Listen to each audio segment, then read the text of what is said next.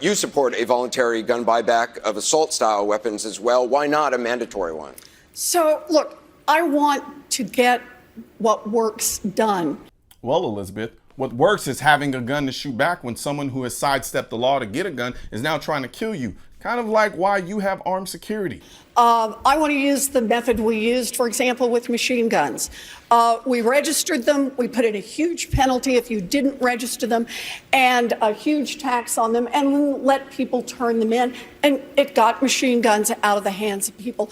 As long as they keep having these sophomore debates, I'm going to keep saying it. Everyone on that stage wants to take the guns. This is not hyperbole or fear-mongering. I'm only going off of the words that are coming out of their mouths. And as the saying goes, when someone tells you who they are, believe them. Take Elizabeth Pocahontas here. She just said that she doesn't want to do a mandatory buyback, not because it's unconstitutional or because she doesn't want to take away guns, but because she doesn't think it will work. Instead, she wants to make owning guns so expensive and hard that you can't own them. She literally ends her statement with, it got machine guns out of the hands of people. Her issue isn't the taking of the guns, it's how they go about doing it. And she wants to take the path of least resistance, tax the guns to high hell, and they won't want to own them anymore.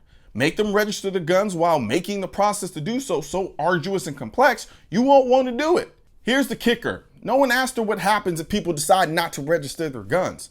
Are you going to fine us? Are you going to throw us in jail? Or are you going to come and take them? Either way, this is sounding super duper exactly like what Beto was proposing.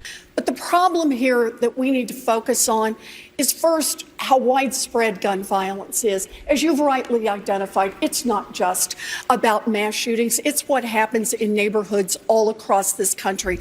Elizabeth, stop saying this. Gun violence is not widespread. Nearly 80% of homicides committed with a firearm take place in our country's inner cities. On top of that, the vast majority of the people in the inner city are good people. But there are a minority of people in the inner city engaging in the majority of the violence.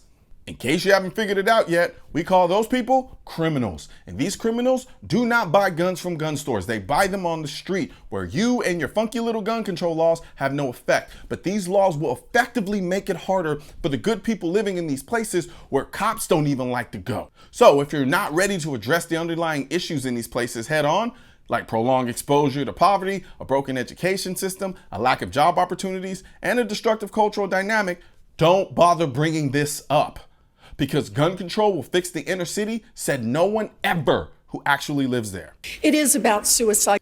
Suicide is not a gun issue. I repeat, suicide is not a gun issue. If it was, we'd be leading the world in suicides, but we don't. If you're trying to fix the suicide issue with gun control laws, you would have to ban and confiscate all guns, which is exactly what you want to do. So just say that instead of sitting on stage trying to make it seem like you're any different from anyone else on that stage. It is about domestic violence.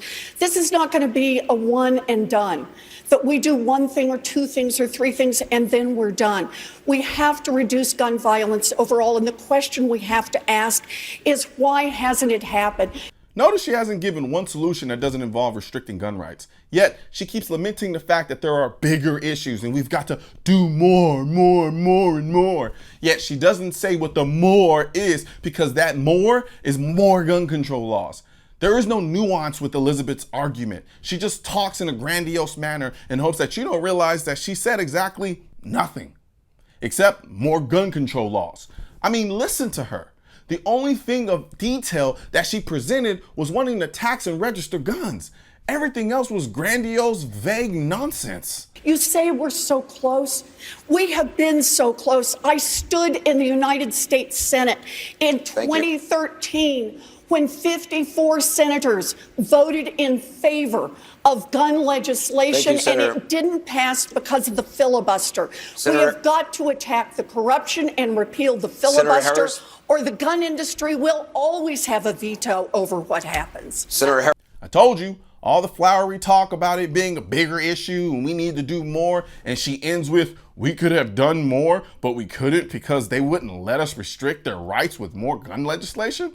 Elizabeth, get the hell out of here. The whole gun industry is the boogeyman nonsense is played out. We look behind the curtain and the only thing there was you trying to set the Constitution on fire. Right now, there's a culture war against the Second Amendment. which is why I need your help spreading our message to counter their message.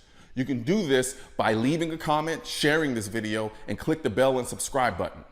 Let my voice be your voice, and let them know you want to keep America tactical.